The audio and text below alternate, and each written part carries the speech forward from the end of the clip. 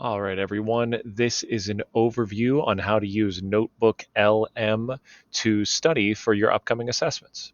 So, what I have here is a program created by Google that essentially takes all of the presentations, lessons, documents, assignments that you reviewed and completed over the course of this unit and compiles all the essential information into a list of unit summary, timeline of events, frequently asked questions, and a practice test. So you can use this however you see fit to prepare for your upcoming assessment. You can click on the resources and open up each of the presentations and go back through, what you looked through earlier. They do a nice summary, note key topics that you might want to visit more that you could click on. You can click on previous assignments you completed, or you can go through each one of these.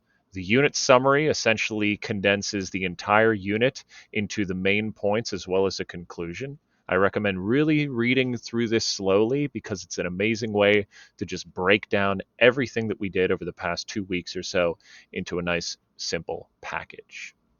The timeline of events breaks down everything that we talked about this unit as far as timelines go, as well as a cast of key characters.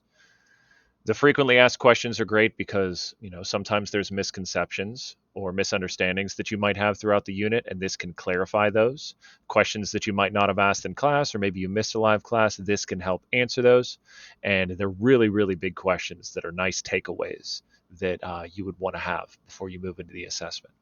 And then finally, we have a practice test. So after you've explored some of these resources, gone through the summary, gone through the timeline, and looked at the frequently asked questions, the practice test is a great way to make sure that you're ready for the actual assessment. Okay.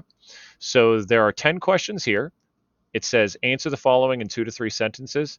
Realistically, folks, you don't have to write them down. You can think about the answers in your head and then check the answer key to see if you're correct. You can write them down if you'd like to. Whatever helps you best prepare and uses your time wisely. Okay. And if you continue scrolling down, there's some bigger essay questions that you could review, as well as a glossary of the 5 key terms for this specific unit.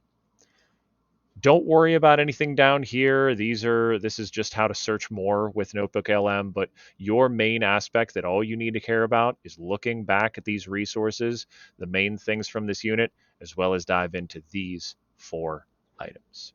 Use this however you see fit to prepare for the test, but that is how it works. Notebook LM is a great tool, and you'll see it in this class as well as potential others.